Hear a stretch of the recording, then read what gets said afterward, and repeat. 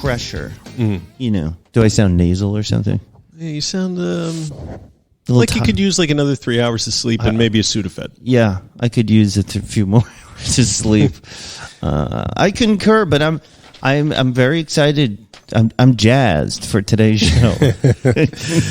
Yeah, it's been a really crazy week. I don't know about in your world. Your month, you have a bad October. I just had an exceptionally bad week this week. Yeah, it seems like, October's birthdays and anniversaries. Right. But I'm actually... we should wish a happy birthday to your lovely wife. Yes. Happy birthday. Well, we'll... okay. I'll put it in the main part of the show. Right. Not in the beginning. But even though I may sound a little tired, I am psyched up for this show. I'm excited to talk about this. You're a professional. I'm I got to turn it on. You're no Alec Baldwin, for example. I heard about apparently him shooting someone. I don't know what happened there, but the prime rule of acting is probably not to shoot people in the face. Yeah, don't use the actual gun. Right. And we're back. Welcome to Recovery in the Middle Ages, the podcast about two middle-aged suburban dads and their pursuit of life, love, and recovery. I'm Nat X. And I'm Mike R. And boy, R. Isn't it Speak Like a Pirate Day? It is. I think we missed it this year. Anyway, sorry. Boy, do we have a show for you. Today on RMA. It's another... RMA. It's just like a Halloween. Sorry. It's another exciting and informative edition of GetSmart with Erin Moore. Today we're discussing the shocking documentary, The Last Stop, all about the Elan School, a teen recovery community, and the horrors that were later uncovered. All this and more today on a very special edition of RMA. And how are you, sir? I'm doing good, man. Whatever you say, like when you told me this documentary was called The Last Stop, it really brought me back because when I was drinking a lot back in the 90s, there was a bar up in Inwood in Manhattan called The Last Stop. And it was the last stop literally on the train and also figuratively for a lot of people that used to drink there. So that's what I think of when I hear that. But. Oh, man. I miss those days of feeling at home at those dive bars. Yeah. Like there was a time where if it wasn't a bar like that, I was uncomfortable. Where everybody knows your name. That's right. In a vaguely threatening way. Yes. They know your name. You walk in the next day and you don't quite remember the circumstances of your departure the day before, and you're kind of like, this could go one of two ways. I used to stress over like, did I really say that, or did I dream that, or did I do that? And usually when I went outside the next morning and if my car was, smashed, which happened a couple of times, coming back from this bar my band used to play at, and I was already with my wife, I think we were dating at the time. And so I would stay there. My wife would go home, and I would continue to drink. And it was snowing one evening, and it wasn't a far drive from. I lived like reasonably close to that bar, and then on the way back, I was wasted. On the way back, I plowed into like a snowbank on the side. I remember hitting it, and then it like kind of eased back off into there's nobody on the road. And my whole front of my car is crunched up, and I could see over it. And then I just drove the rest of the way home. Listen, if the car keeps driving, that's a victory. Pulled into the driveway and just creeped into bed. Late, she was sleeping. Morning comes, I'm still sleeping. Nat, what happened last night? I'm like, how did that happen? And that's happened more than once. I just want to reiterate. So, yep. I miss those days sometimes, but really, I don't miss it at all. No, I don't miss it at all. But do I regret it? Sometimes I miss the chaos because. But do we regret it? This is going to bring us to our Monksters Speak segment today. We're talking regrets. No regrets. No rugrats. So where should they find us? First, we would like to welcome all the new people listening here in the USA and around the world. We love hearing from you. Please, if you like us and you like what you hear, write a review on your favorite podcast listening platform and share it with a friend. And I just wanted to say, some monksters on the private group were talking like, are you going to do a meetup, like in Europe? Yeah, they want us to fly over to Europe to hang out, which, I would totally do. That is, and that's what I said. I said, that is a dream. I would love to come and do a meetup in Europe. I think it's so cool that we have listeners in Europe.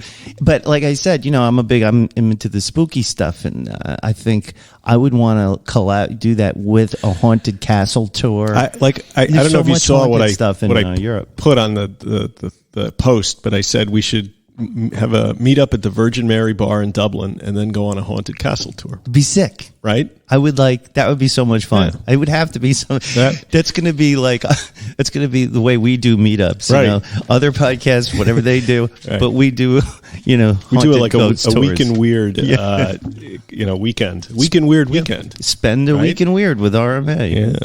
Yeah. So come to the private group. That's what you were about to say. And also the middle classes recovery. I was going to say the middleagesrecovery.com. Oh, speaking of welcoming all the new people listening, it's just funny. There's a guy I know who I know from elsewhere. Okay. Who listens to the podcast. And he's doing Sober October, and he says, I started listening to you guys again. He's like, I can't listen to you while I'm drinking. He's like, it's sort of like getting a hand job in church. I was like, well, okay, that's funny, man. But, so he's doing. Also, I know we're not getting through the intro. Visit us at middleagesrecovery.com to listen, submit your story, watch them. what happened to my face today? I have something important though to interrupt. Okay, with. Do that.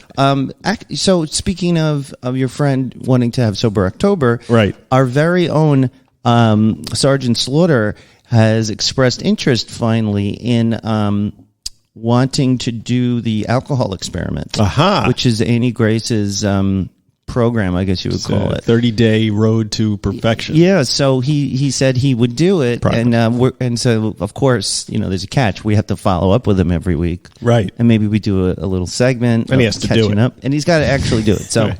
Very cool. Are we going to do that? Is he going to do that? I don't know. Well, now he's going to hear this on the show, and it's going to get him psyched up for it. I probably hopes I forgot about it, but I didn't. We should bring him in, throw another mic up. Should they buy a T-shirt? Of course. Yeah. Somebody should buy a T-shirt.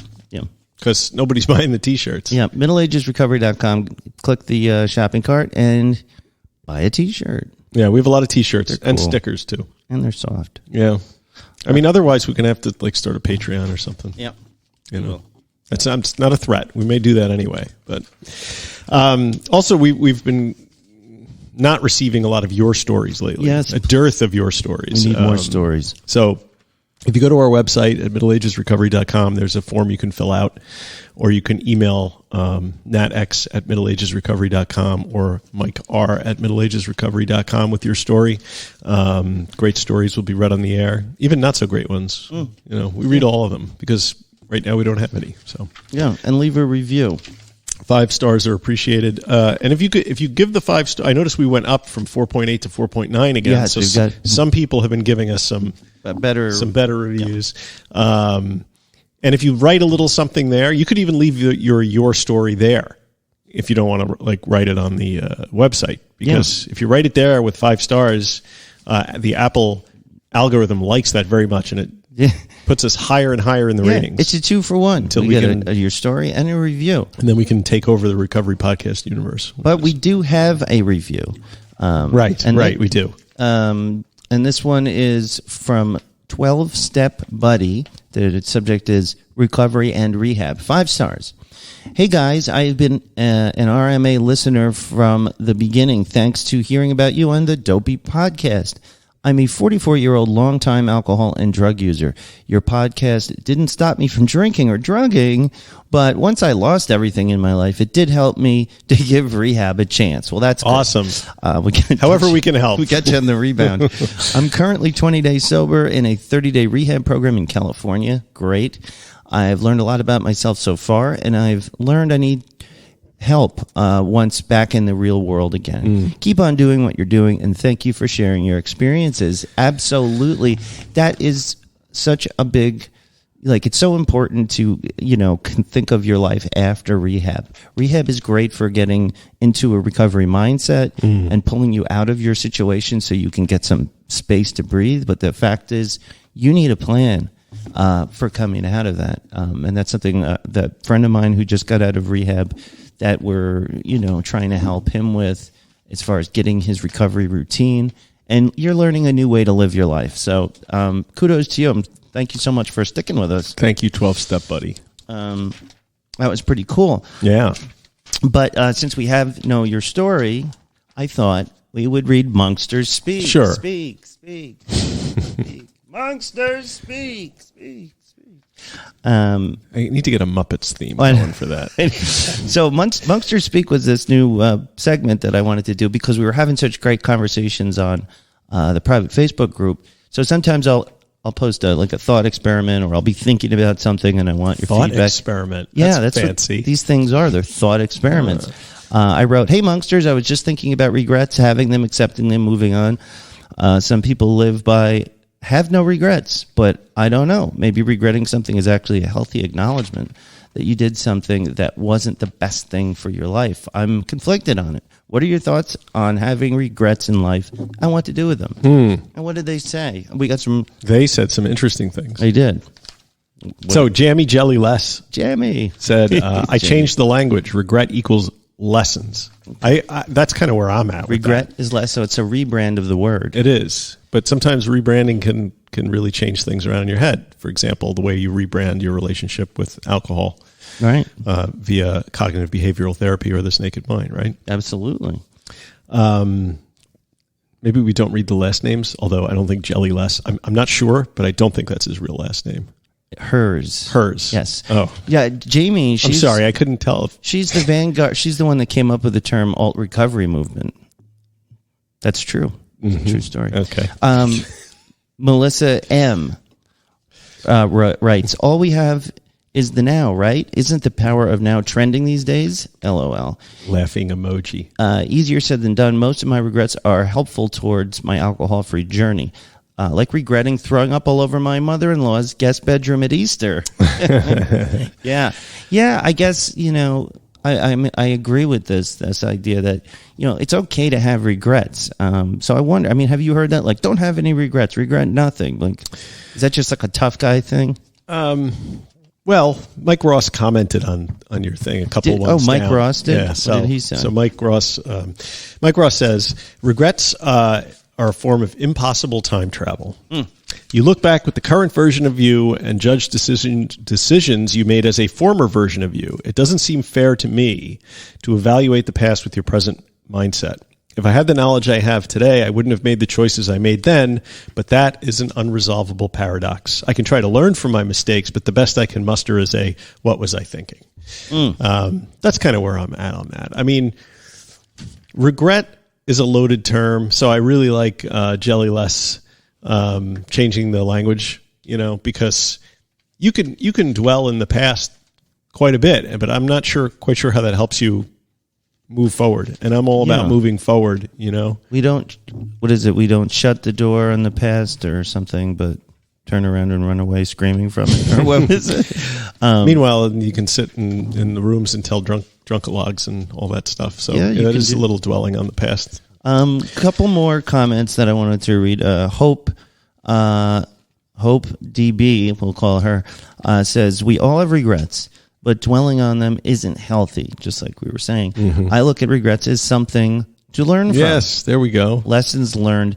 Also, last one I'll read. Rob S. He wrote a couple of good comments, but this is one that I wanted to read. He writes, "It's certainly a fine balance. I started my recovery journey 6 weeks ago, but have slipped about 8 days of that, most of the 8 being in the latter weeks, roughly a 2-on-2 pattern, 2 on, 2 off. The regret has stopped me drinking continuously, but at the same time, too much of it has probably led me to drink 2 out of 3 days in a row. It can become insidious, which is dangerous, but I have to have the regret in order to want to change things. My opinion is from a point of still using an early recovery. So I'm in the put right the wrongs mentality. And so, yeah, that's another good point. So maybe the conclusion that we can draw from this Monkster Speak segment is regrets are not something to dwell on or be obsessed over, merely something to acknowledge and to use them as a point for moving on and learning. Right. Boom. I agree with that. Sort of like what Frank Sinatra said in the song My Way. Regrets, I've had a few, right. And then something.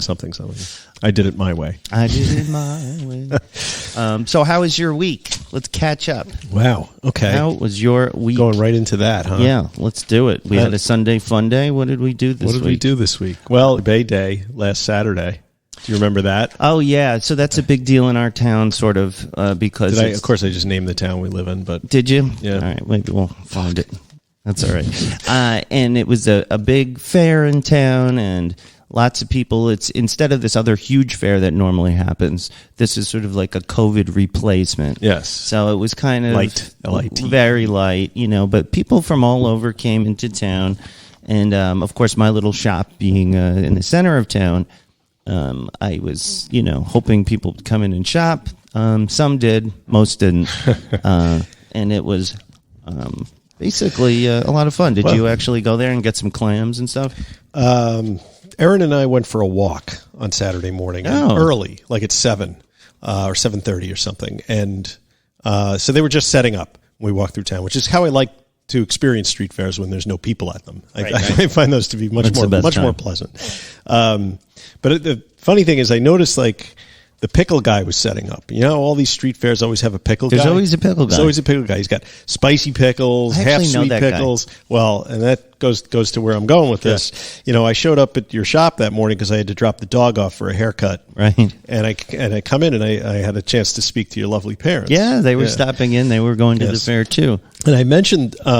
seeing the pickle guy, and your father just like, I know the pickle guy. Yeah, he lit up. He's like in the pickle mafia. He knows all the pickle people around. And there's I guess it's the same guy that's got a pickle place in a couple different towns, and he runs the street operation. It's amazing. I'm how does your dad know the pickle? It all goes Meister. Back to we know him from church. That's how we know all of these people. So the pickle meister is a Presbyterian. Yeah, he's at least related to one. Yeah, I think he's this time. But so we got the pickles, but there wasn't fair food. A lot of the people who came into my shop were complaining to me, as if I have something to do with it, that there wasn't enough food at the fair. You're gonna sell hot dogs next year. And I just think I can't win. There were pretzels.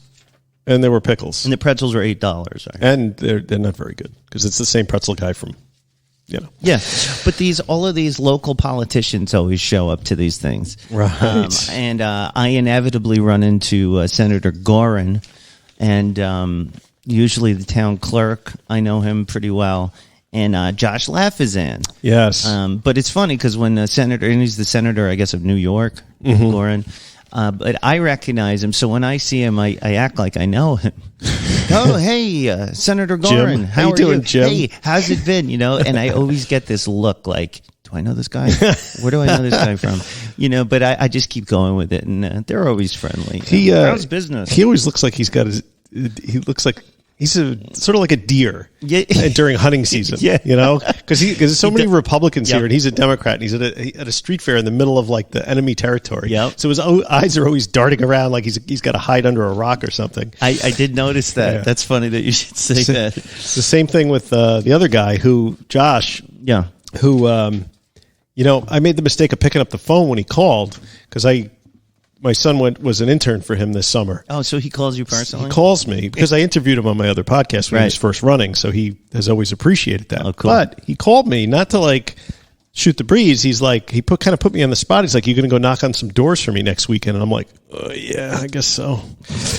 Oh, don't tell Sergeant Slaughter. He hates Josh Lafazan. Yeah, I don't know why. I don't either. It's weird. All the police unions on Long Island endorse the guy, so I don't understand why cops don't like him, but whatever. It was weird because they put a Josh Lafazan sign on my lawn for some reason. I guess because at some point I signed something. Yeah, I signed something. So they just put these signs on your lawn and hope you don't take them down, I guess is the tactic. Mm-hmm. So Sergeant Slaughter must have been driving by my house and saw it, and he just got like, that motherfucker, and he's his fucking white privilege and da-da-da-da. I'm like, whoa. I'm like, what did Josh Lafazan ever do?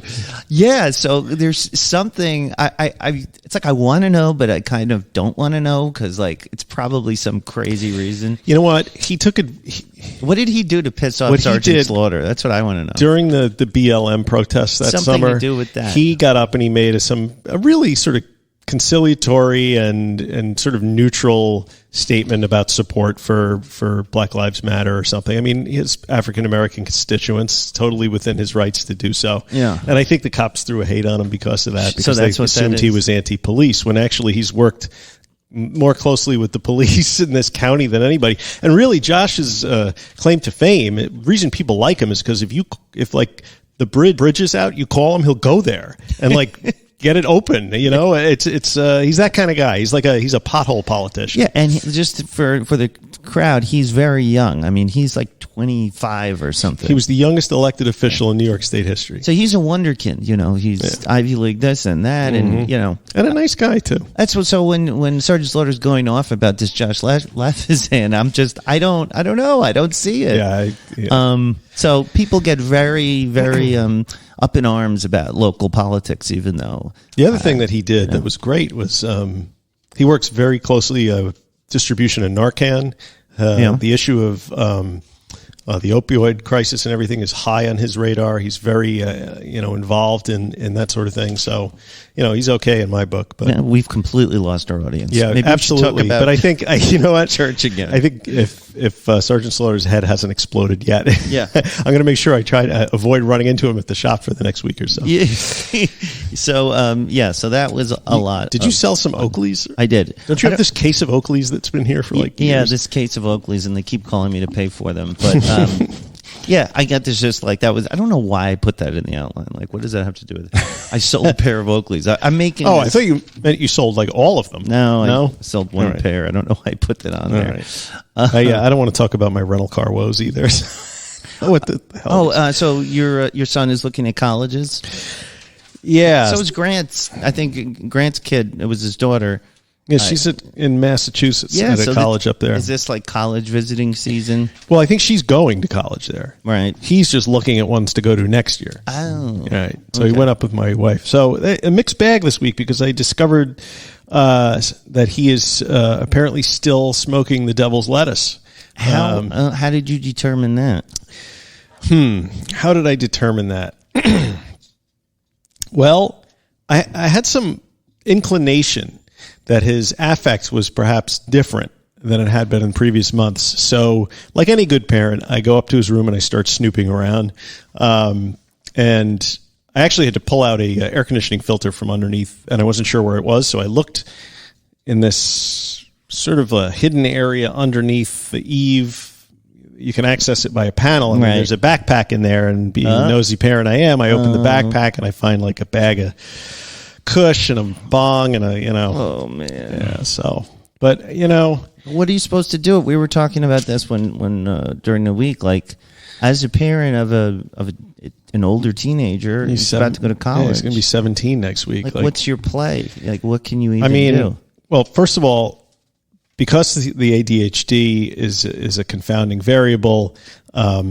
First of all, I took the bag, I copied the name of the strain, and I researched it on the internet, and I found out that one thing that it's supposed to do is bring focus and elevate mood. And him having the ADHD, I discussed this with my wife, and her impression was like, well, he's trying to find something to help him focus, and that was my son's excuse for wanting G Fuel, this energy drink. Yeah. Well, you said I have ADHD, right? And it makes me focus. It's funny you should say that because Dimitri was taking that G Fuel for like a couple of years. Oh yeah. Yeah, he was sucking that stuff down. So did it work? I think my son is looking for something to help him focus and stuff. And at this age, what am I going to do? You know, if I take all the stuff and throw it away, it's going to cause a huge problem. If I leave it, I'm sort of tacitly and not say anything, then he doesn't know I found it. Right. So I know that he's smoking, but he doesn't know that I know. Yeah. Right. Mind games. Or I could tell him, look, I found your pot. I'm not going to take it. You're old enough to make certain choices about yourself. I said, but you know, is this helping or hurting you? Is that what you ended up doing? No, I ended up doing nothing because I didn't want there to be an issue when he was just before he was going on the college visitation trip. Gotcha. Right? Because still when he was smoking pot 2 years ago, he couldn't like string together like he couldn't sit in class. He was sneaking off to the bathroom to get high with his friends in school. Mm-hmm. Now he's like I wouldn't say he's the model student because he still has a lot of challenges, you know, getting things done and everything, but he's doing well. So maybe it's so what I don't know what to do. If any of you guys out there have any suggestions for me, you know, please send Mike them Mike R at middleagesrecovery.com because I'm not sure how to play this one, guys. You know, I'm a co-host of a recovery podcast, but when it comes to my own kids' drug use, I'm a bit out of sorts, you know. Yeah, so what would you guys do? I know a lot of our listeners have teenage kids or have been through it in the past, and I wonder what the different, now that we have these listeners in Europe, I wonder because the culture is different. Right. And I think that's actually a really interesting point, like the way, you know, Europe views alcohol and the way the United States handles it. I wonder what the differences are. I know it's more baked into their culture, I think, drinking like on the job and things like going to lunch. But I don't know. It'd be great to dive into that a little bit. I don't think he's drinking though. That's the interesting thing because it's harder for him to get alcohol. Maybe it is, and that's one of those ease of access things that we talked about. You know, alcohol. He can't go buy a beer at 7-Eleven, but he can easily get weed. Especially now, it's legal. Right. It's not available at 7-Eleven yet, but it's way easier to get. Yeah. And maybe that's a good thing. I don't know. Yeah. I don't know. I don't know either. I just, you know, and it's just pot, right? It's the other thing. It's like, I mean, should I be grateful that I just found weed and not like other things? You know? You've got, you know, we both have these different age group kids. I mean, you got one that's my kid's age, but they're different problems that come with different points in a kid's life.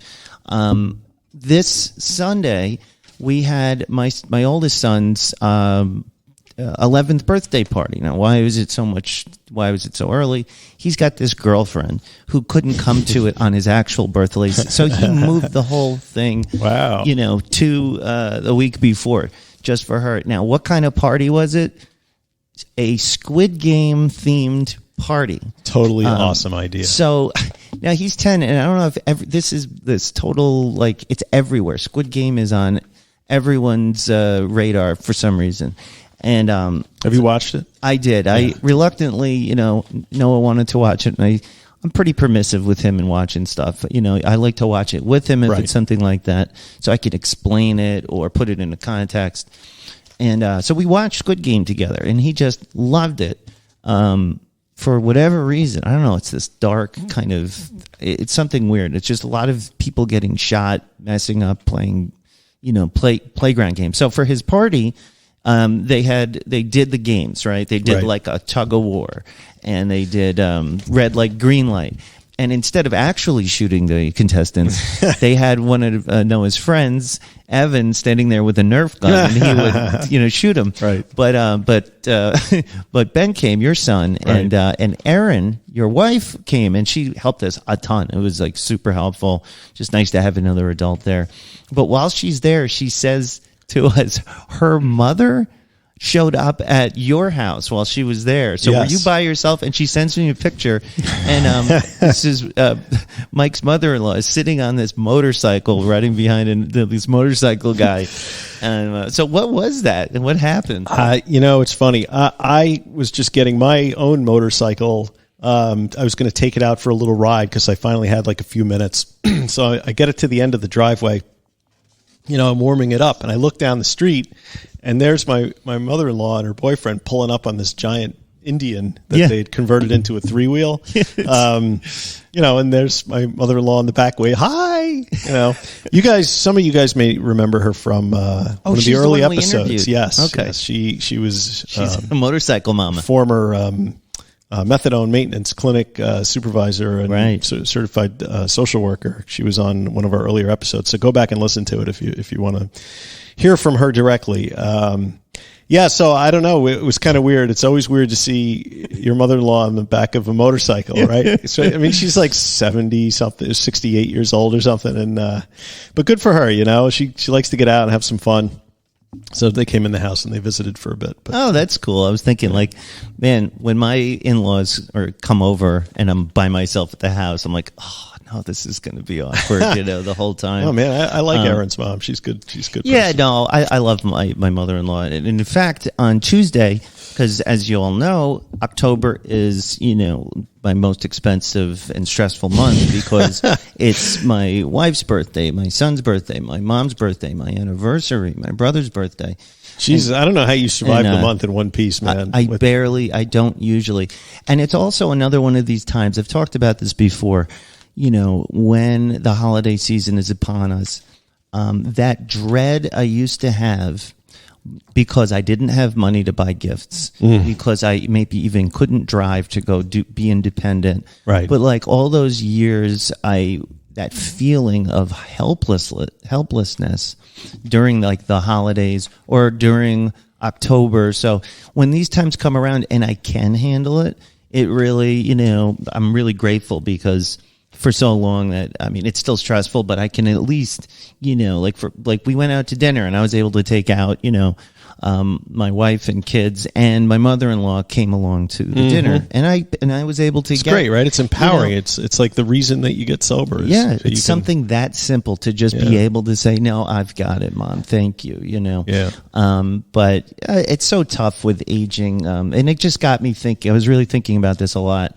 I have aging parents, they're in their late 70s and especially my mother-in-law because she's alone. Her husband passed away about 6 years ago, a little bit more. And it's so hard, because you get frustrated because they are clinging and they are kind of declining in certain ways. And it's so easy to get this again. I can't believe that she's, whatever. But, and you said, I was complaining to you about it and you're like, well, you know what? They're not going to be there forever, which of course I know, but it's easy to forget, yes, until you're on the other side of it. Right. Right. Yeah. But my mother died relatively young. She and I did not have the best relationship. And then my dad passed away a few years ago and it was very difficult with him the last few years. There was a lot of,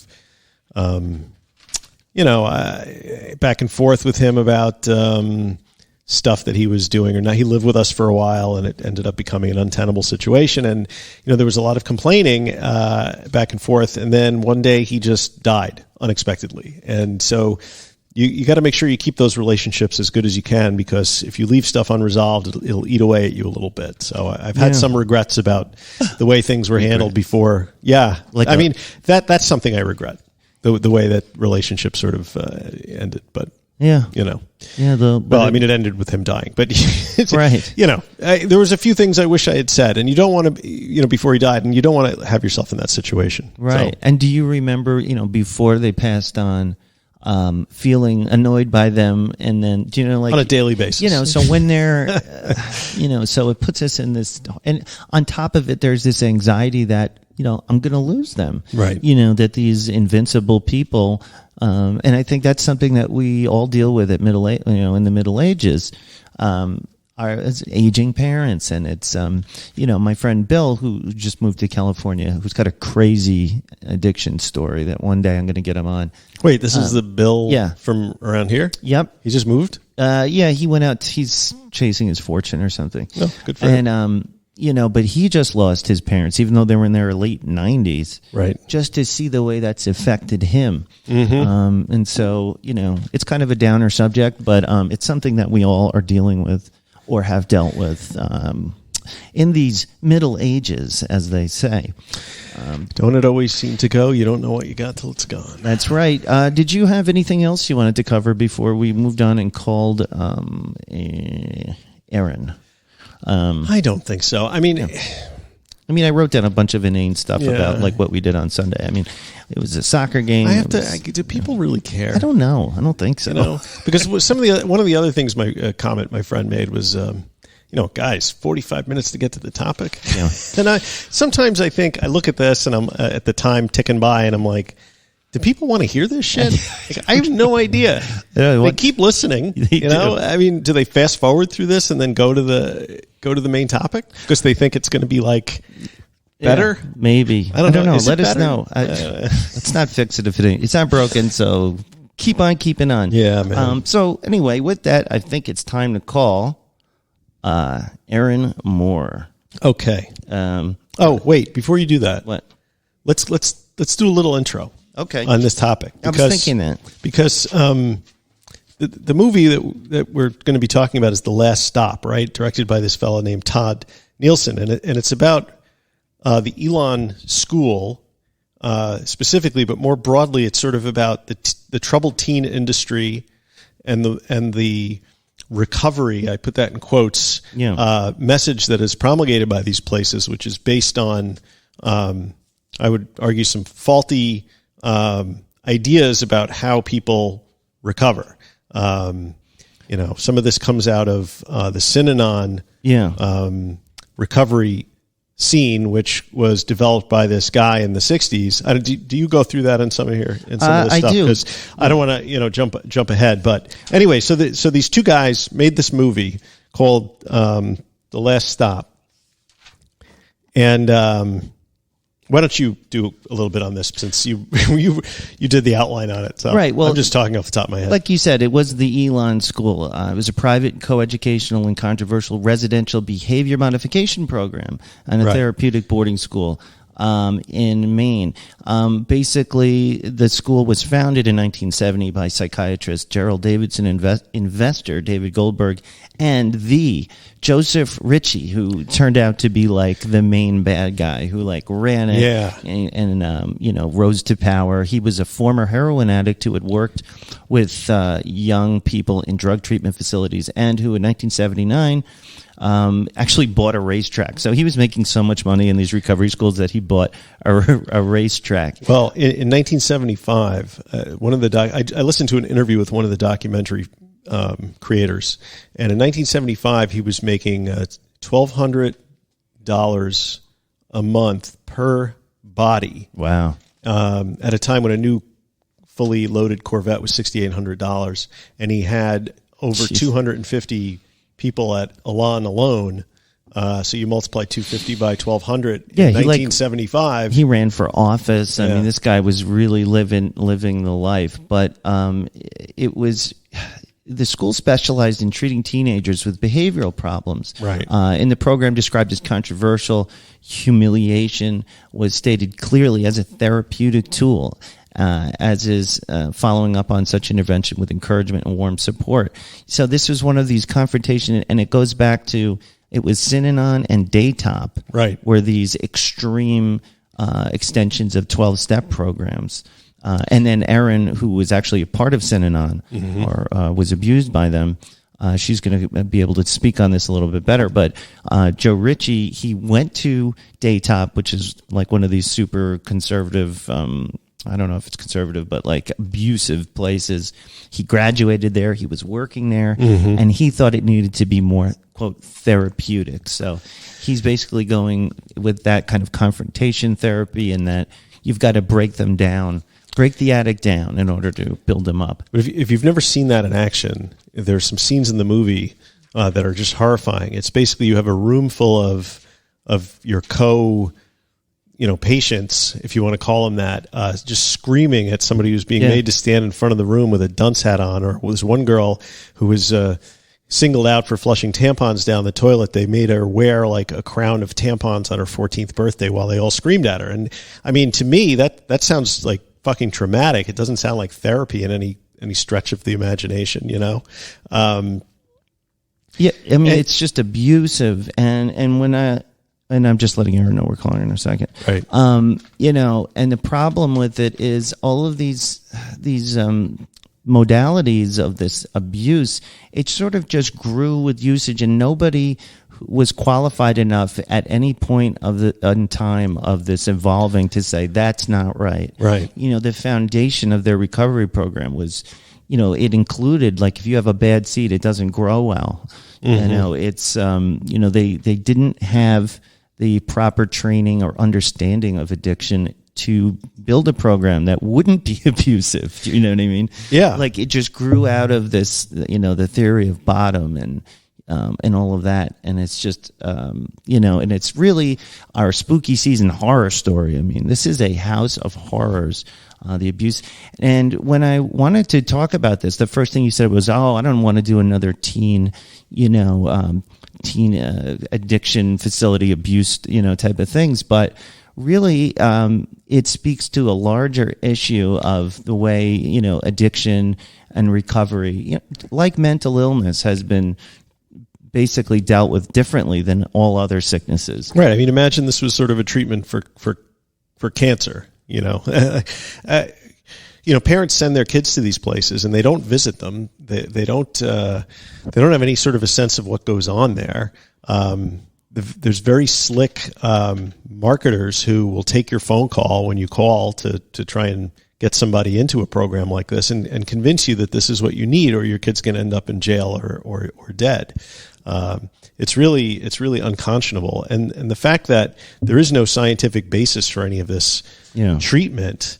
And the guy that started Synanon, that all this flowed out of, was he was a charismatic speaker at AA meetings. He had never had a drug problem, and he just decided that he was going to create this modality of treating people by breaking down their egos, by having people yell at them in a room, and then in theory they would build themselves back up somehow. And you know what? But I saw this all the time when I was at, you know, remember I was court mandated at these outpatient places and inpatient, and you know, I'd say 6 out of 10 employees who were running groups or even in charge were just former addicts who got a certification type of thing.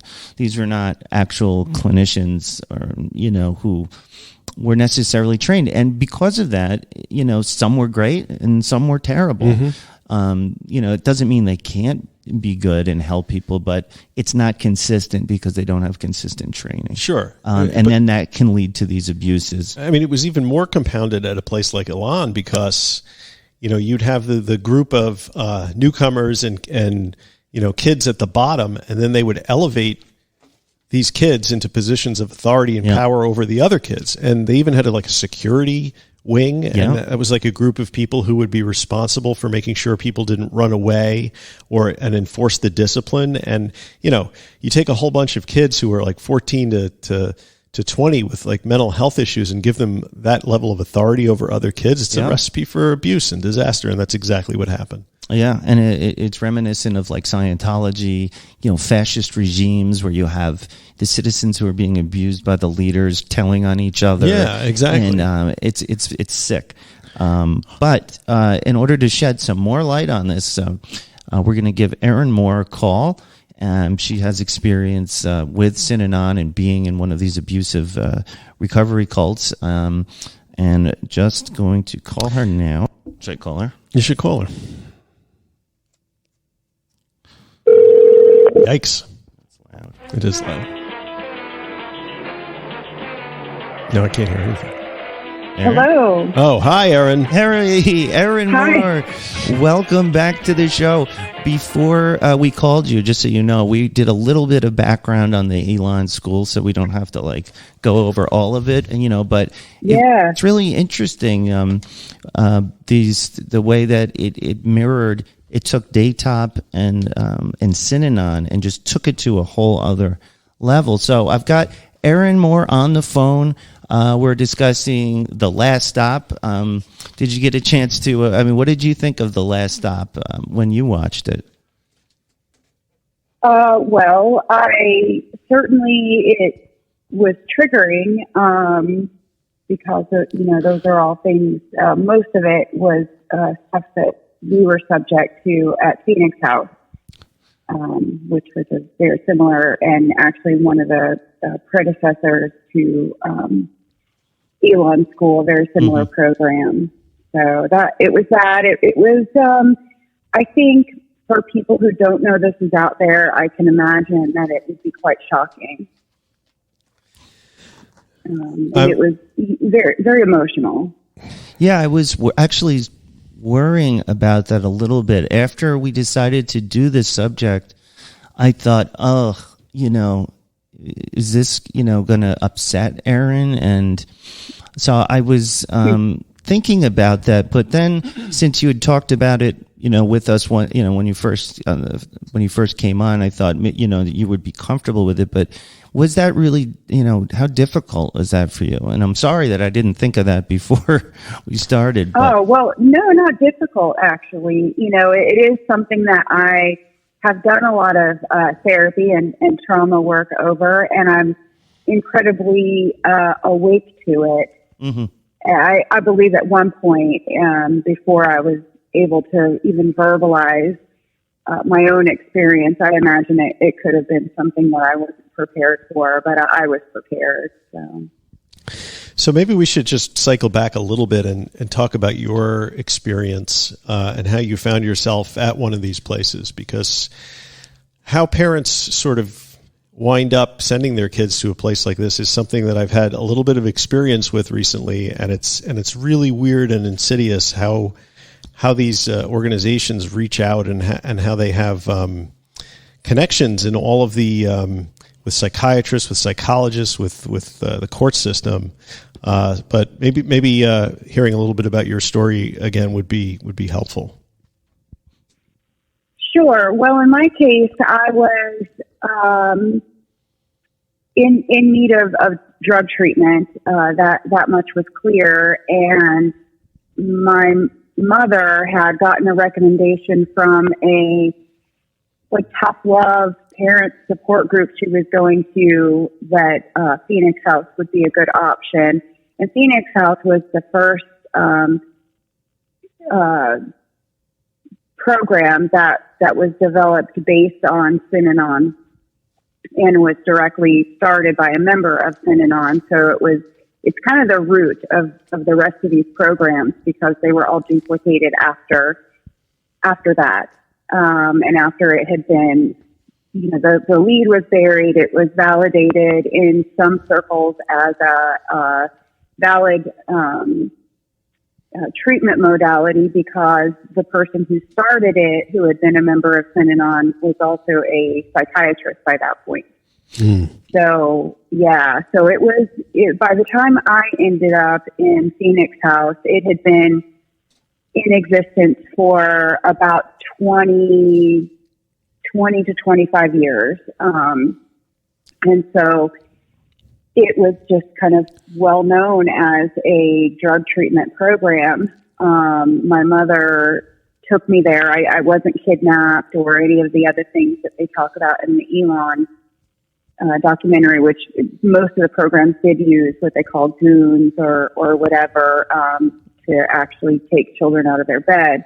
Or as they tried to sell it to my wife and I when we were kind of looking sort of at this, transport services, they call them. Transport, Yeah, they don't call them goons, middle of the night goons, but transport services. You can pay extra for the ones that don't use zip ties and stuff like that. Yeah, really? It's really weird. Frightening. Yeah. I think it's amazing that there were all of these copycat programs. Like if something was really abusive and didn't this must have worked on some level in order for people to say, I'm going to take that model and make it more extreme and better. I don't know. I think it's weird that it's just a community of sadists. It's crazy. It sounds insane, but it kept getting perpetuated. I don't know. Well, I think it doesn't all fall under the umbrella of confrontation therapy, that this has in the scared straight stuff, and this has some kind of. This was really accepted by our society for some reason. Yeah, it's really interesting. Yes, they called it encounter group. Right. In Phoenix House. Wow. There's a whole handbook of how to participate in them. And so you basically went willing, and your mom takes you there, And what was it like when you like arrived and kind of realized where you were? Well, the day, something about the documentary really stood out, and it was that there was a woman that was talking about like her first day there and how she heard like screaming and yelling, and that sort of was my experience. My first day, they were having an encounter group, and those were scheduled, throughout the week, primarily scheduled, unless they had to do like, as they also talked about in the documentary, kind of like an on the spot, like, all right, guys, everybody into the classroom, and we're, there's obviously something going on within the group that we're going to address it. Is that the general? Is that when they said general meeting? Yeah, it's like a general meeting, house meeting. Yeah. And that would be more of a general, there's a couple things that went on there, but, the first day when I was in this encounter group, I didn't know. I mean, I had been through group therapy for years at that point because I was 16. I probably was in psychiatric facilities of various types, mostly shorter term, from about the age of 12. So I was really familiar with circling up as a group. But what happened next, I was not prepared for. And that was, it almost sounded like a pack of dogs, because the counselor would say, okay, go. And then people would, everybody in the group was like screaming across the room, across to other people. And the way that would work was that the counselors would usually have predetermined based on the reporting system throughout the rest of the week that we used to write a slip or drop a slip on somebody in particular that we had a problem with their behavior. If they had enough on somebody, it was like voting, except like you didn't want to win this vote. Right. So the way the way they had it in the movie, you there were these little pieces of paper, and you would write the name of the person, and then there were 4 or 5 things that you could circle that were the problem that you had with that person, and then you drop it into a box, and then I guess the counselor, sort of like improv night, you're right. The counselor counts them up and says, "Oh, my karaoke request. Like this one's been problematic this week." So then they put that person in the front or in the center, and then they just have at it.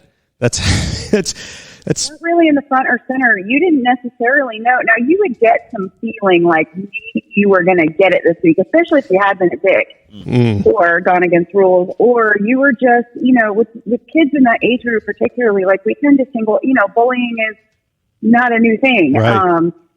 And so sometimes there's just a target. There's, that people just don't like, and they get it a lot of weeks.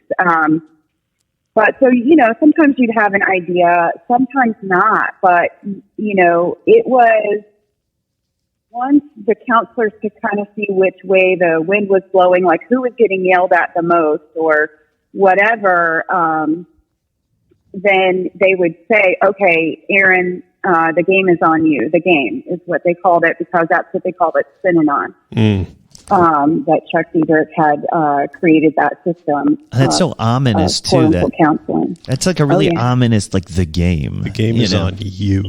Right. Spooky Halloween month. So yes, it was really something. And then they would let people go one at a time at you to say what they had to say. Now, the one thing was that, and I noticed in the Elan documentary and other reportings about Elan School, that it seemed like there were several rules. And you guys, what I have for you, you're going to love it, because I've got receipts. Like I've got copies of the encounter slips, like a whole sheet of them. I've got handbook pages. I've got the rule book for this from Phoenix House from when I was there. But wow. And we can share those on the page too. That would maybe. be cool. Yeah.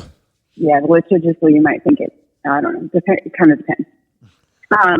But I have those, and I'm willing to show you what encounter slips look like for us.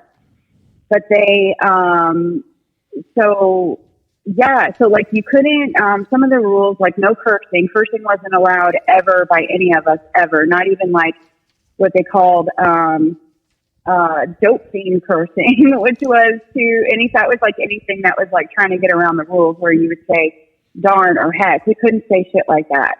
We couldn't say shit. We couldn't say shoot. We couldn't say, anything like that. Wow. But so you couldn't do that. You couldn't quote unquote attack someone's inborn dignity, which Isn't that's what they did the whole time, is attack their dignity. That's interesting. Right. Right. And what they meant by that was something that you couldn't help, like your weight, your if you had a limp. your race. Yeah, things like that. That other dignity on the fucking table. Right. So were you allowed to curse during the game when they're screaming? No. Okay. So you had to scream in sosomeone's face, but you had to be very careful. You had to watch your language. You are a very watch your language, guys. Yeah, you're just tearing this person down to the studs, but watch your language. Yeah. Watch that shit. So the other thing, if you were the person on the receiving end of the game, you could not make any facial gesture at all. Like you couldn't react, is what they called it. No reacting. And that went for during that time. If a staff member was giving you at any point throughout the day what they called a haircut, which was a talking to, screaming at, feel their breath on your face, you could not react. It sounds like military. It reminds me of what you see in like Full Metal Jacket with the drill sergeant screaming, and those scared straight things. So yeah, it sounds like they're taking a lot from the sort of playbook of that abusive stuff. It sounds incredibly emotionally healthy and supportive. Right. And it was the playbook because Straight Ink, all of that was created after Phoenix Out. So in addition to this, into the game, was there any other therapy provided, like any kind of psychiatric care provided, or any kind of 12? Yeah, was it a normal 12-step going on there, or was it all? So we had a psychiatrist that we would individually see once a week. She was, by all accounts, she was one of the few certified, accredited, or educated in this area staff members that we had, and we saw her maybe once a week. Outside of that, almost nobody was credentialed in any other way. We had other forms of their therapy, but none of them were actual, like, valid therapeutic tools that are recognized as healthy or mainstream. So it wasn't, I was a little confused because like Daytop and Synanon sort of grew out of 12-step groups, right? But it doesn't sound like they stuck to, they didn't like go to, like a lot of rehabs will send people to AA meetings basically. But were they doing that at all with, in the Phoenix House or like the Elan School? When you had been there for a certain amount of time, and we're talking many, many, many months, and got to a certain phase, like they had various phases and levels, just like with a lot of programs, a lot of valid programs have phases where you can't, you'll get a pass out. They would take us, rotate the group in vans to once or twice a week. They would have a night where they had an NA meeting that was about 30 miles away, was like the nearest real civilized town, and it was on a Native American reservation. Actually, it was kind of interesting, but that was maybe a couple times a month at most that you would end up being in that group. So their program jived basically with 12 steps. It was just a little more extreme. I mean, with a little more. Like literally, there was not anything like. I mean, I could see how it. There were some similar concepts like truth telling, like like the concept, like the end goal of being an improved person. That was the premise. But being someone very familiar with the 12-step concept, I can see how it was mutated into these things, but I couldn't even say that they're similar. And the other aspect of this, the brainwashing, was the way that they organized the different parts of the group. Like they had, if you were new, you were scrubbing floors and toilets, and then they had another level of clients, let's say, who had graduated to watching them, and then they had another one watching them, and they were like telling on each other. They had something called the incident book. And what was the incident book exactly?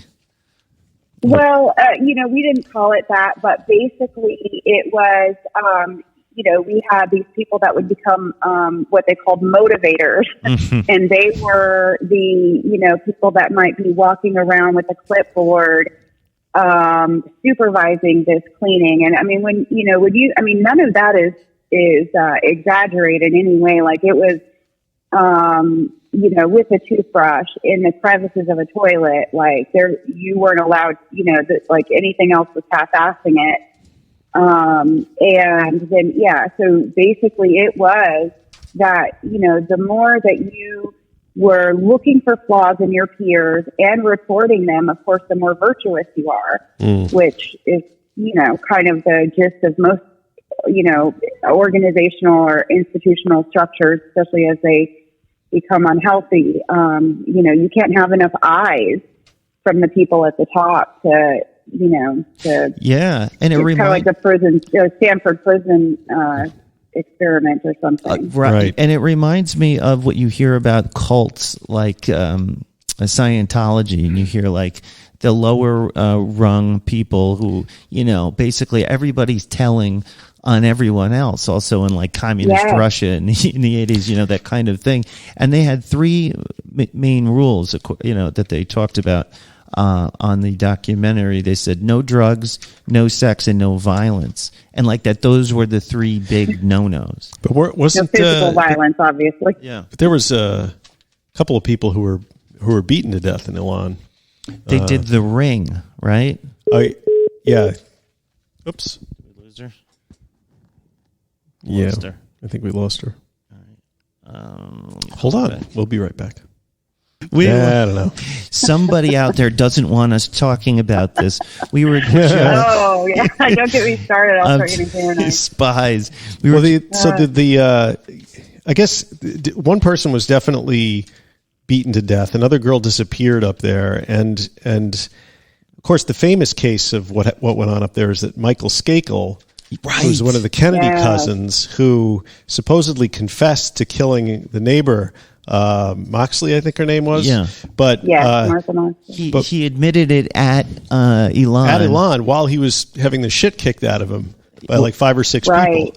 So, so the person who did this documentary, when I listened to an interview with him, and he's saying, I would have confessed to killing, Kennedy if just to make them stop beating the crap out of me. So I don't know how much that no violence rule was actually followed up there. Yes. Yeah, certainly. I mean, we did not. Now that the physical violence toward each other, that wasn't allowed. It wasn't even part of our group therapy. Like some of the cults, like Osho's cult out from the West Coast, from that Wild country documentary. Right. They showed some, they depicted like that with foam bats and shit like that. We didn't even do that. But there's certainly, like, one of the things that ended up getting the facility that I was in finally closed down in like 2015 was a violent incident that included like group fighting. And so it did happen, but it wasn't, it was against the rules. Well, I mean, they did what they talked about at Elan. I don't know if they did that at Phoenix House, something called the Ring, where basically they would form a circle around, I guess, the person who's the offender or whatever, and they would wear boxing gloves and basically just fight until they were knocked out, and they would have like rounds and the bell would ring, but it was like 12 people against one. They were saying that their reasoning was it was to show that person who they said would be like a bully. So if the person was being a bully, or they said they were, then they would get the shit kicked out of them in the ring, just to learn I think Joe Ritchie said that it was so they would learn that violence is futile, like that they can't solve it with violence. None of this is based on any science whatsoever. Where did he come up with this? Is just some crazy guy. Richie never graduated high school, I don't think. No, but he liked to cash checks and come up with theories. None of them, But he had a psychiatrist as a partner. Right? Yeah, like how did that happen? Well, how did this guy, Well, that's what gets you validate. That's you've got to have somebody signing the prescription, right? That's kind of how Synanon morphed into anything else at all. Was Phoenix House having a valid, a person who after they had left Synanon became a psychiatrist or simultaneously was spending time there and. He ended up, presenting it as this like innovative, what they call therapeutic community. That was the first origin of that term. Therapeutic community was the Phoenix House. Oh, wow. Well, I mean, if we've learned anything from the opiate epidemic, it's that morally compromised doctors are everywhere. So I suppose with enough money, you can get a psychiatrist to say any therapy is worthwhile. Yeah. Well, sure. And if you're a member of a cult and you're the psychiatrist and you want to find a way, I mean, by the time, they were just looking for a way to validate this as a program method. I mean, there is no science technically, but if you went on Google Scholar and looked up therapeutic community or Phoenix House, it is the science. Wow. That program was used that way because they buried the lead between Synanon and Phoenix House. Mm-hmm. For a lot of years, so people did not draw the comparison the way that we can see it today. Or, there's only really one instance I saw of Mitchell Rosenthal, who was the founder of Phoenix House, even admitting that he had spent time at Synanon, that he had been a member, and it's in an interview he gave to a student for their thesis or something. So that was the first time I saw it, like in his words, like, oh shit, because I've always known it. And as a matter of fact, I'm in contact with a staff member that was a staff member back when I was at Phoenix House who has been willing to talk to me about this. And, I asked her, and I hoped the answer was no, but I asked her, did you guys know that this was this program was based on Synanon connected in that way or any way? And she said, yeah, no, we always knew. Wow. Didn't Synanon eventually got shut down by the IRS and yes. There was all kinds of weird people who were trying to rat out the organization were threatened and followed like by guys with guns. Yeah, very much so. Threatened, right? Assaulted with a rattlesnake. Yeah, that's right. That's the story. Yeah, I'm thinking of. Paul Morant. Wow. Yeah, we stuck a rattlesnake in the guy's mailbox. Yeah. Were you worried about that, Erin? Because you broke away from Synanon, and then you write a blog about it. You're working on a book, and you've spoken openly about it. Have you ever been approached or threatened to not speak about it? I have not. I have been admonished by some of the people that were my peers there for doing so, because there are a lot of people that programming doesn't go away. And I certainly know that because they're a pretty powerful organization still. 90% of their income is from corrections contracts. And if people really understood that and that started to become a problem, then I imagine, sure, all bets are off. It could be like a bad 90s movie about, or 80s movie, any of the ones where someone is a whistleblower. Yeah. But I feel like it's public enough where, that would be pretty risky of them. Let's talk about that for a minute because, when my son was having some problems a couple of years ago, my wife and I started, we didn't really know where to turn for him. So we started looking around for options, and we were working with a psychiatrist, and he was thinking, well, maybe he needs to go to a wilderness program, for a couple of weeks to get his head straightened out. And so we start researching these wilderness programs, and we start researching these therapeutic communities. I don't know if anywhere at the level of Elan's, a lot of them purported to have more experience with dual diagnosis cases like mental problems with substance abuse. But the one thing that I thought was really interesting is any of the places that we made contact with, invariably the person that we spoke to on the phone was a former resident or patient or whatever. And it got me thinking, like, the Stockholm syndrome must be so intense because these guys were not only salesmen, but they were really good advocates for the program. And as we learned a little bit more about what went on in this industry and kind of came to the conclusion that this was not something that we wanted our kid anywhere near, it still kind of blew my mind that how positive some of these folks were speaking about their own experiences and how it straightened out their lives and everything. And they were very good salesmen. What do you think is behind that? Programming. I would say that until about 6 years ago, I would have said the same.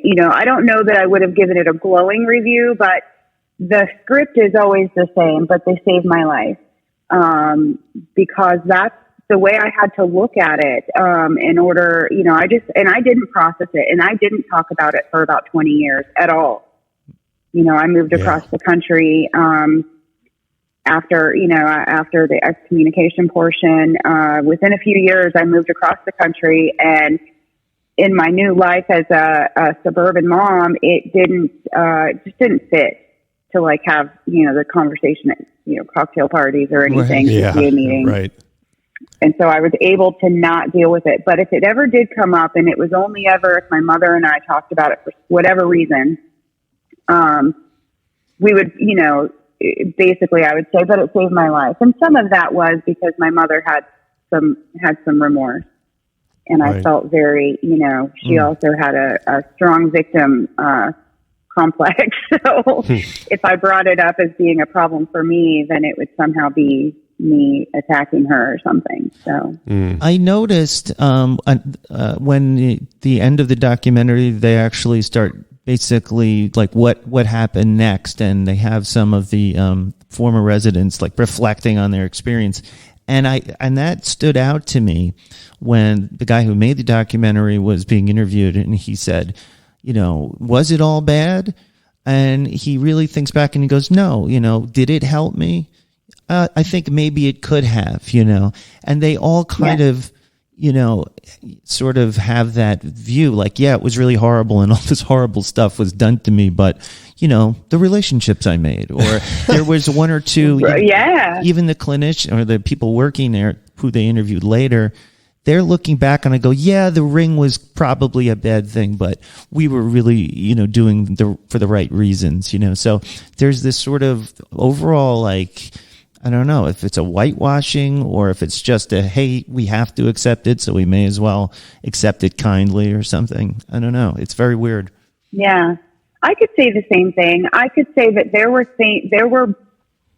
were positive outcomes in general in my life as a result of being there. And I mean, compared to the trauma it caused, I'm not sure I would have traded it, but like I had been kicked out of high school as a junior about 9 months before I went there. And I was, I took the proficiency exam and basically had what quantified to like a GED, but they forced you to go to school and finish if you had diploma work to do. And I did that. So I got my diploma, like in ways like that. Sure. There were some positive, positive lessons there, but I think they could be learned another way. I think I would have been just fine with my GED, or whatever, compared to the amount of trauma that occurred there. Well, I would love to see a study of how many people in the intervening years that came out of a place like that actually stayed sober or ended up having to There are studies. There are. Yeah. And what is There are studies. Yeah, I couldn't tell you, basically most of them are inconclusive. Their rate is not any better than any other program out there, and that's a fact. Wow, so it's like their rate is not even as good as AA. Wow. Yeah. Huh. Yeah. And that's what you'll find in most of the studies, because you're trying to quantify something that it's really hard to track. First of all, we're not easy to track as a population, people with addictive or mental health or, any of that. A lot of us die a lot. I had peers that were dead within a year of leaving there. There was one guy that was there. We were there at the same time for a brief period of time. He was sentenced last year as a spree killer. He's not a serial killer because I think he needed to kill like one more person within that time frame, but his crimes were so horrific.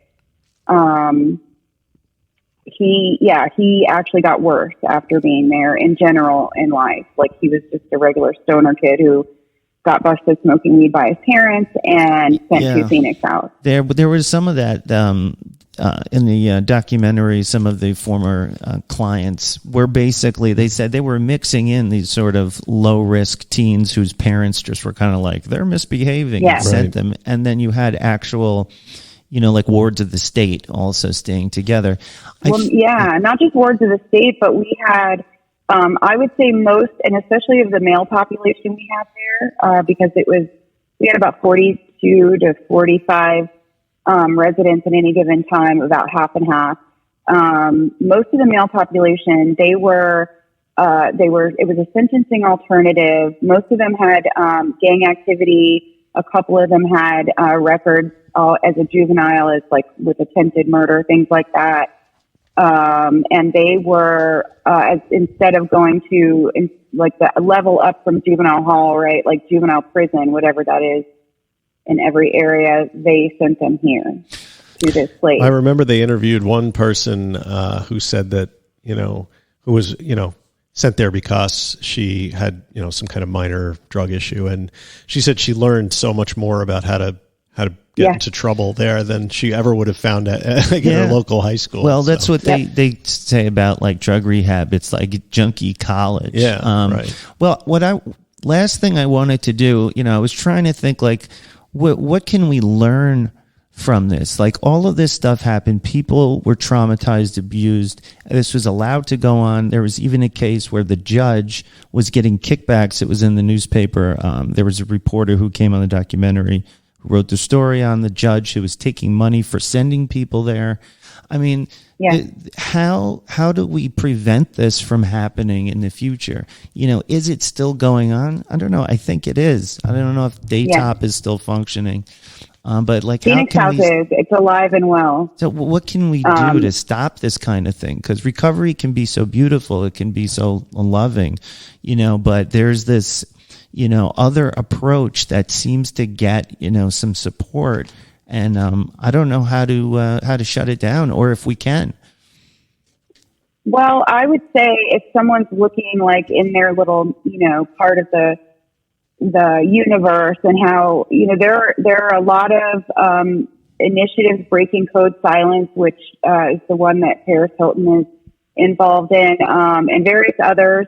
She's been in the media again this week, releasing statements and information about how to advocate. I would say when you see a petition to, shut one of these places down, sign it. If you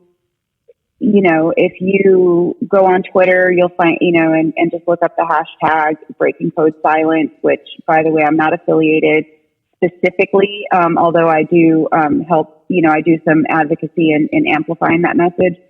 When you see TikToks, which are out there about the troubled teen industry, hashtag PTI is usually what you'll find things like that under. Amplify those voices. Listen to people when they talk about that drug treatment, that they had experiences like this in drug treatment, because it may be that person tells you something that later down the road, say you have your own child and you hear, oh shit, like that place wasn't so good.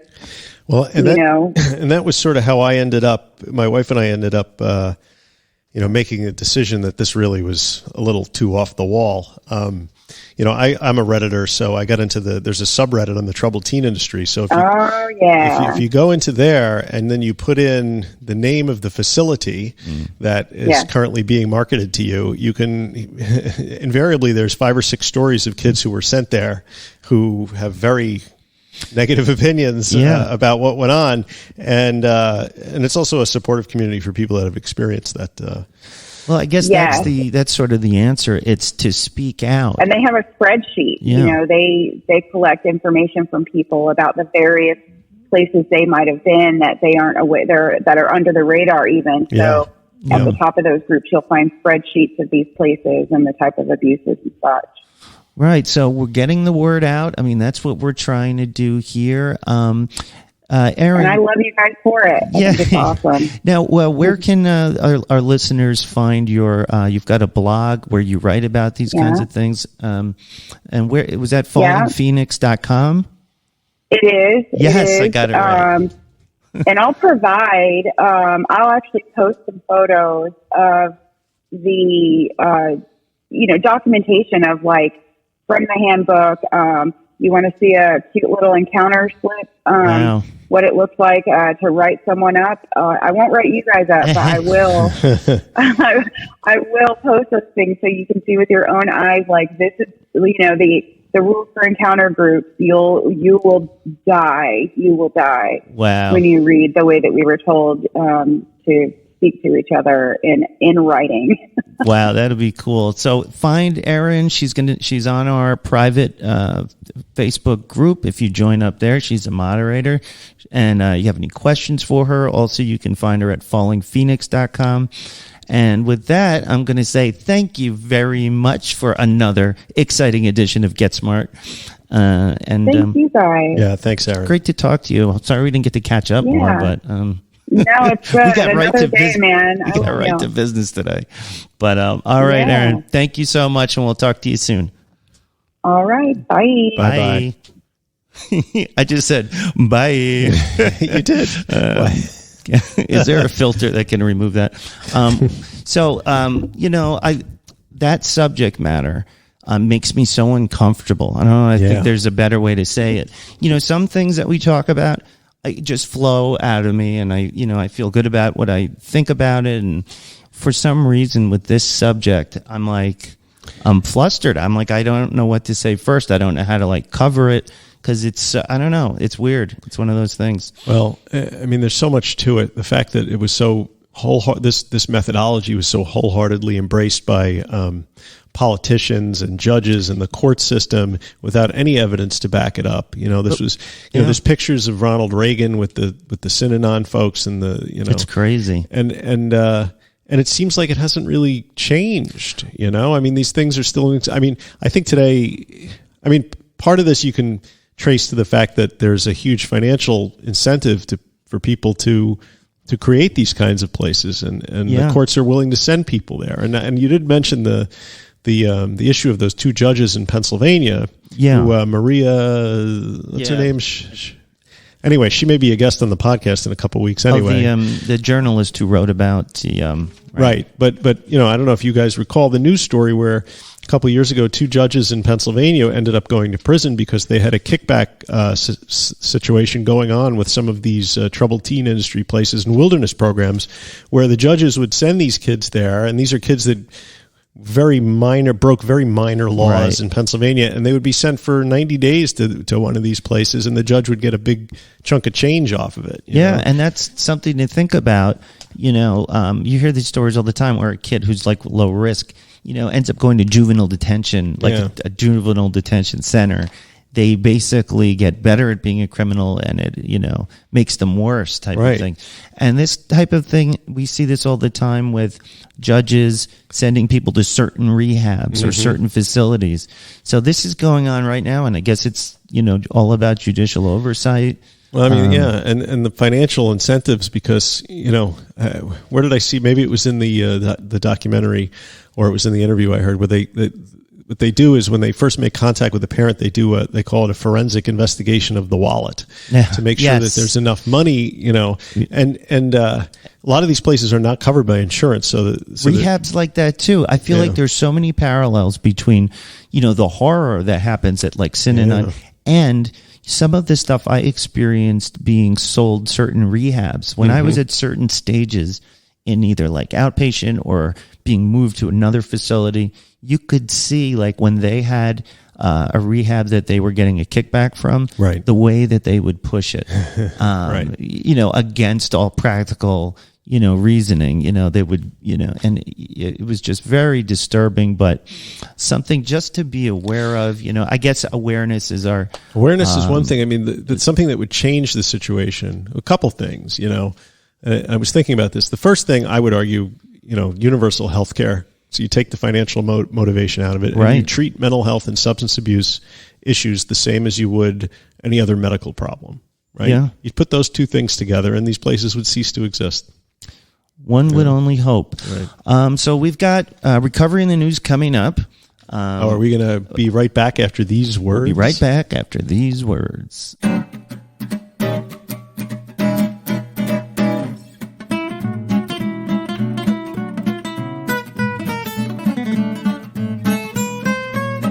And we're back. So what is it time for?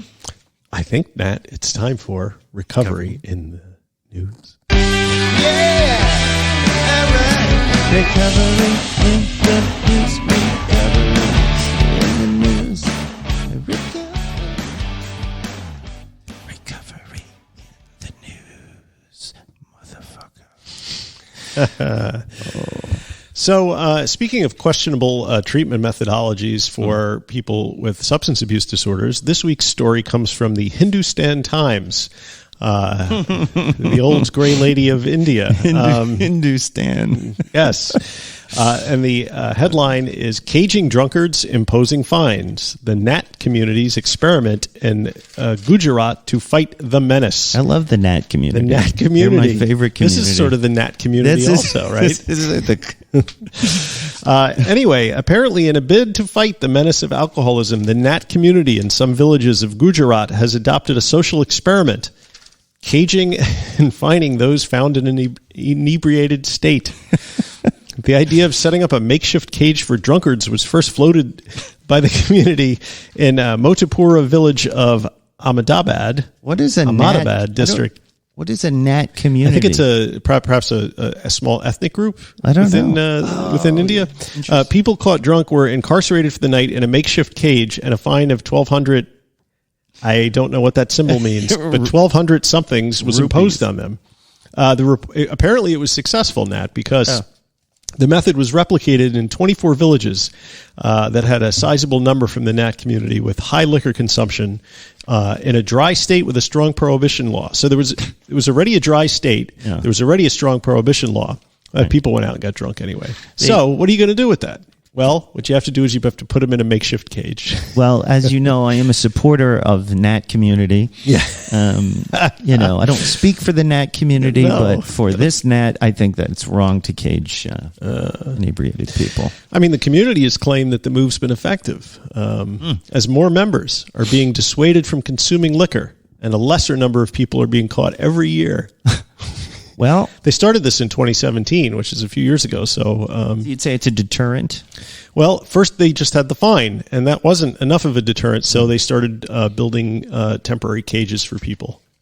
Well, it has. Imagine they did that here. I think it should be tried. I think it's like a harm reduction. It's harm reduction. You take them, put them in a cage, and give them a fine. What percentage of those people don't drink? 100 because they're locked up.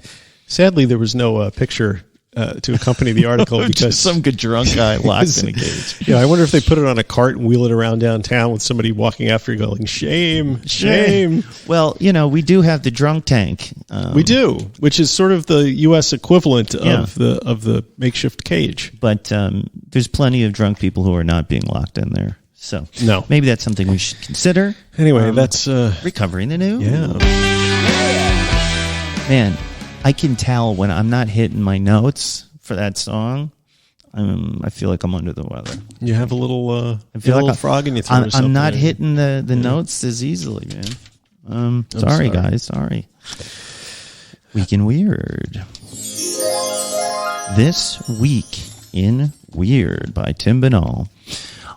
Unearthed recording alleges that Einstein was enlisted to examine Roswell wreckage. In a recently unearthed recording of an interview conducted nearly 30 years ago, a former assistant to Albert Einstein alleges that the famed scientist was enlisted to examine the Roswell wreckage, including the ET occupants of the downed craft. No shit. UFO researcher Anthony Bragalia uncovered the remarkable revelation when he tracked down ufologist Sheila Franklin, who interviewed Dr. Shirley Wright in 1993 about her time working with Einstein in the summer of 1947. As luck would have it, Franklin still had the tapes from her conversation with the former assistant, and what she told the researcher was nothing short of stunning. According to Wright, she accompanied Einstein to what has been dubbed a crisis conference that was hastily held in July of 1947 at a remote Army air base in the American Southwest. Upon their arrival, the duo entered a hangar that was under heavy security, and when they entered the building, they discovered that it contained a rather curious craft that appeared to have sustained significant damage. Quote, it was a disc-shaped, sort of concave, Wright recalled. Its size stood up to 1/4 of the hangar floor. While her response to the strange scene was one of wonderment, half curiosity, and maybe half fear, she said that Einstein was, quote, not disturbed at all, and instead was primarily concerned with what sort of insights about propulsion in the universe could be gleaned from the vehicle. That sounds like Einstein, doesn't it? Yeah, I mean, he sees this downed spaceship. He's just like, how can we use this to power our spaceships? So that was Einstein clearly being involved in the Roswell crash and possibly even asked to study it. I don't know what to make of that, but I guess he was also taken to another area where there was a still living being that was struggling to stay alive and making strange sounds, but no coherent words or communication. Yeah. I mean, that definitely happened. Of course. Of course. I mean, it's right here. Where does Tim Bennell get these? I don't know what to think about that. You don't think this really happened? I don't know. How would I know? Wright claimed that when the pair were then presented with the bodies of 5 nearly indistinguishable beings that had apparently been aboard the craft, the scientist's former assistant observed that the beings were about 5 feet tall, without hair, with big heads and enormous dark eyes, and their skin was gray, with a slight greenish tinge. Little green men. Yeah. So you heard it here first, folks. Einstein was at Roswell. For once, I have nothing to say, because I would really like this story to be true. And probably it'd be better if it were about Bigfoot. Bigfoot's nice, but aliens are good, too. Aliens are good. Weak and weird. Well, that about does it for today. I know I had a great time. Did you? Yes, Nat. I had a great time, too. Thank you so much for listening. Visit us at middleagesrecovery.com, Podbean, Apple Podcasts, Facebook, Instagram, Spotify, YouTube, and Twitter. So tweet us at Twat You Twit. We actually did get a tweet from Wharf Dad. We did? He's the only one that tweets us on Twitter. So what did he say? He said, I listen, or I'm a Twitter, or here's a twat. I forget what he said. He's probably a Wharf rat. Yes. Right? Must be Wharf Dad. Right. So thank you, Wharf Dad, for tweeting us a twat. Support your favorite show. Drop a 5-star review on Apple Podcast app. Please join our private Facebook group. Buy a T-shirt. There's plenty of cool T-shirts to get. Simply write and say hello. We love meeting new Monksters and chopping it up on the Facebook group. And finally, the best way to help the show is to share it with a friend. If you get something out of our little show, please share the love and help grow the RMA movement. There is the love. As we say, non proficiat perfectum. Progress, not perfection. See you next time. Be good.